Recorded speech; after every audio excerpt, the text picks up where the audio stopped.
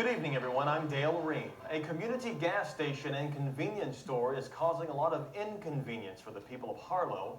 The one and only store there has fallen into disrepair, and now some are urging the whole community to boycott and protest. TV 12's Jennifer Wang has the story. Leader. Nearly 1/3 of a $3 million Topsail Beach claim is called into question. During a routine audit, state emergency officials found nearly $900,000 of Hurricane Floyd cleanup costs they say are ineligible. Contractor fees will be examined closely to determine if those charges were covered in contracts with the town. It may be possible the town will have to pay part of the money back to the state. The mad rush for the newest Harry Potter book may be over, but demand is still outpacing supply. Local bookstores say they've been able to get a few more shipments of the popular children's book, but they can't keep them on the shelves. The new book has already broken all records for sales, and it looks like the only way to get a copy now is to call in advance. Our reserve list. Adults and children who've gotten a copy say they love the latest Harry Potter adventure, and they simply can't put it down. Police in Martinsville continue investigating a horrifying discovery. 4 family members all dead, one woman a native of Greensboro. Police are still trying to piece together the clues, but at this point believe it's a murder-suicide. Here's Carolina News correspondent Don Jeffries.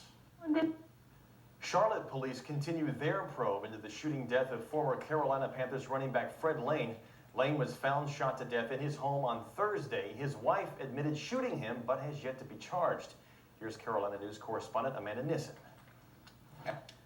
Overseas tonight, violence has erupted once again on the soccer field, this time at a game between South Africa and Zimbabwe. Tear gas aimed at unruly fans apparently sparked a stampede. At least a dozen people were crushed to death, and players felled by the fumes from the tear gas were left writhing on the field. On the eve of the Camp David summit, new developments tonight threaten hopes for progress. Israel's prime minister heads for the U.S. for Tuesday's meeting with President Clinton and Palestinian leader Yasser Arafat, leaving behind a government coming apart. ABC's Gillian Finley is in Jerusalem tonight. The work week isn't shaping up too well, but there's good news on the way for next weekend. Brian McClure is standing by in the Weather Center with the latest. Brian? You can partly cloudy skies. Some of us could see more sun than rain. That's right. Some of us could see a lot more sun. Some of us could see a lot more rain. It just depends on where you're at. It's that summertime pattern. I want to be in the sunny part, not the rainy part. I think everybody does. Right. Thanks, Brian. When we return, taking profits downtown. Stay with us. Many cities struggle finding the key to turning an old downtown into a profit generator. New Bern is not one of them. In this week's Carolina Journal, TV 12's Joe Turley gives us a look at the organization that found the key and turned it into a financial success. Not even Mother Nature could keep Pete Sampras from etching his name into the tennis history books, and it was a huge night for Corey Erickson as the K-Tribe tried to take 2 of 3 from Lynchburg. Sports is next. Little revenge in store maybe for the K-Tribe. They've actually been playing pretty well this season. Not necessarily a Tiger fan, am I? But you gotta. It takes a lot out of you to win the tournament. He won. Yeah, sure. Just prior to this one, right. And you come back and try to win the Western Open. It's just tough. So you know, it's things like that people get down on Tiger about. He doesn't win enough as much as he should. But the guy wins, you know, when he wants to win, and then he takes it easy for it, kind of like me.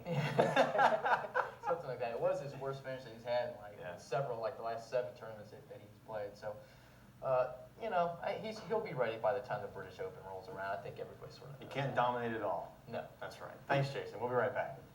That's all our time. Thank you for yours. We'll see you tomorrow on TV 12 News at daybreak. Good night.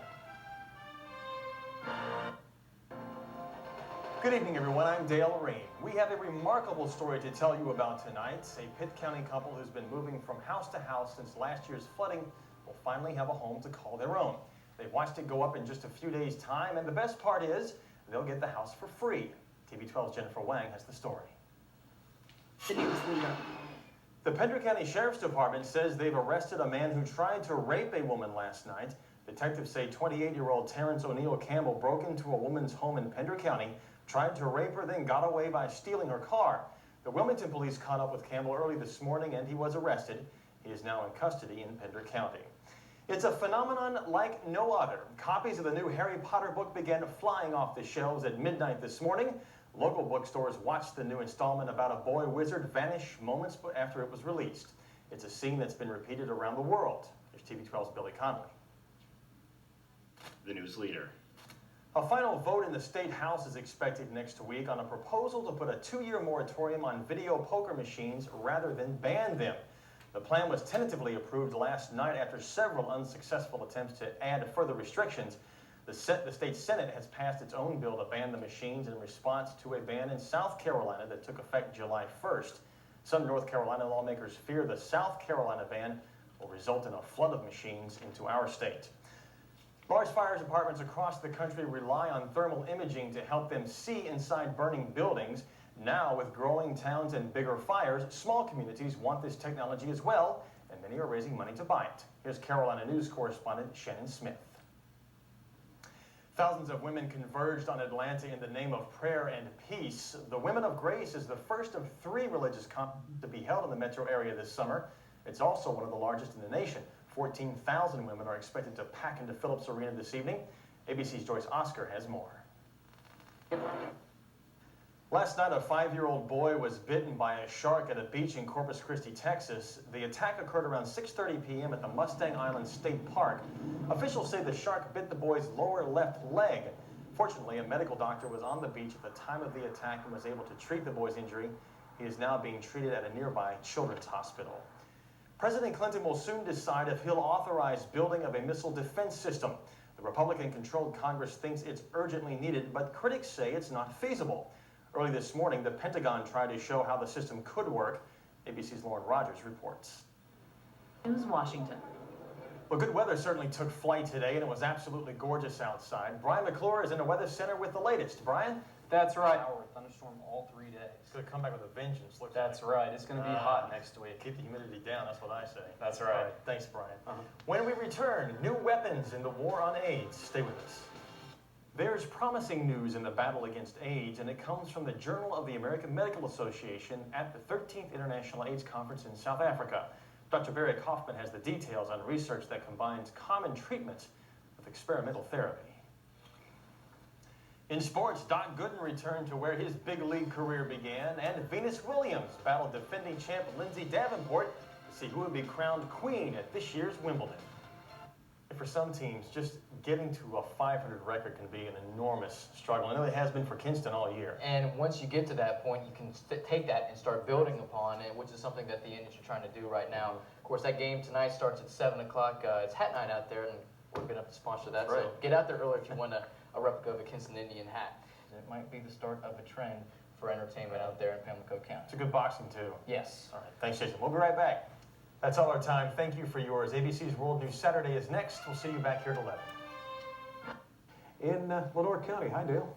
Hey, Wes. The issue being discussed here tonight can get a little complex, but in a nutshell, the state is worried that the water being used by a 15-county region is slowly running dry. Now, the aquifers, which are basically natural water containers underground, are being pumped too quickly. Because of a population growth in this region, the water is being pumped out more quickly than it can go into the aquifer, and that's causing or will cause a depletion. That may seem a little ironic when you consider all the rain we've had in the last couple of years, but keep in mind it takes the rain about 100 years to get from the surface down into the aquifer, and that's simply time that the state says we don't have. So they're proposing a 15-year phased plan in which cities and big businesses will decrease their dependence upon the aquifers, look for maybe an alternative source. The problem with that is the funding. The plan will cost between $400 and $500 million to fully implement. A lot of people are shaking their head at that number, saying it's just too expensive. The state says if the problem's unaddressed within a generation or so, the aquifers could literally run dry. Wes? Tonight, Dale, what in the world? How bad are things down there?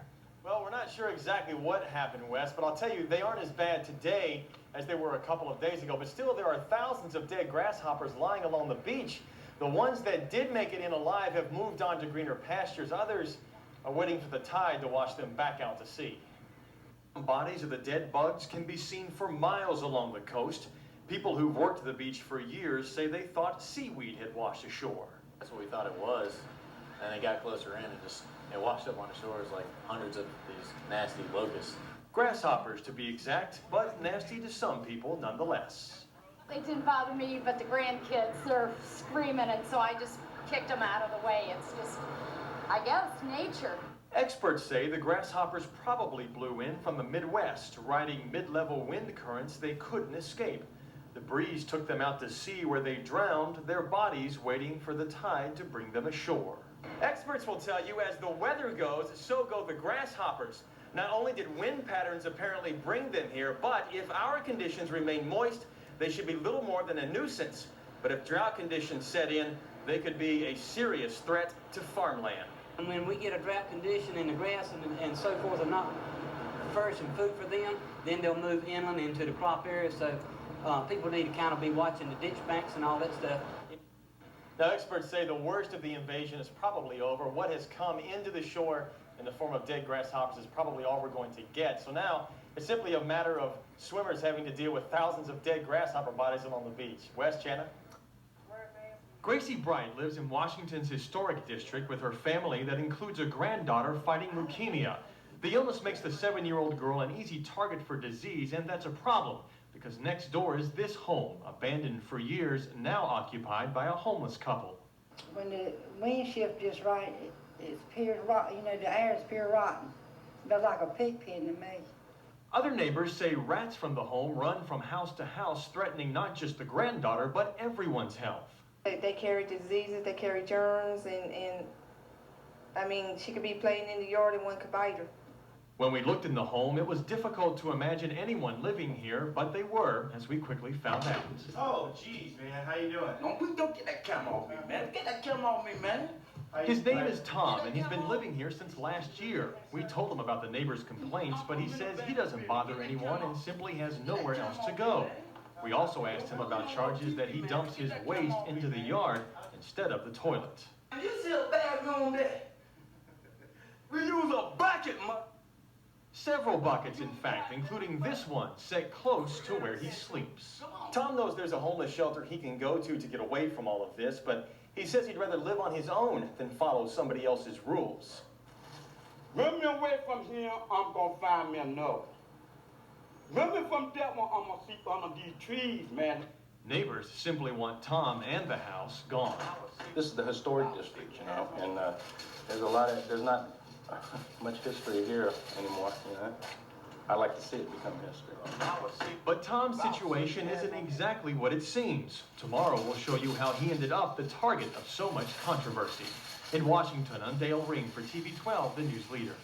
Tom has lived in this abandoned home for nearly a year. He's endured sweltering summer days and freezing winter nights, often with little more than a blanket to keep warm. He says his rootless lifestyle began several years and several bottles ago. I was an alcoholic, man. I was an alcoholic, people stole them away.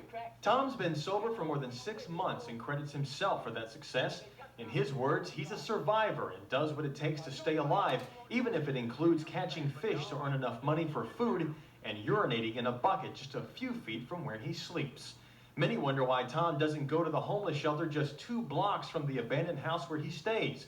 He says it's things like the shelter's curfew that keeps him out. I don't think it's just because he does not want to adhere to the rules. I think he wants to just be on his own. The shelter can sleep more than 40 people, but averages about a dozen each night. Lunch is the only meal served, but there are mattresses to sleep on and clean bathrooms to use. Even with the rules, it's a trade-off most people are willing to make. Others, like Tom, though, don't see the advantage. You have to be more familiar with a toilet than a bucket. This may have been all he's been using in the past, and so that may be more what he's familiar with. Tom says he's tried to get a job, but no one wants to hire a recovering alcoholic, and he says people's perception of the homeless works to keep them that way. You build with your heart, that's what you do. You build with your heart. You try to understand each person that you want them to understand you. Tom says he'll keep living in this home until it's torn down, and when that happens, he'll move to another empty house with his fishing poles and pride. In his words, the only things he needs to survive. In Washington, I'm Dale Ream for TV 12, the news leader.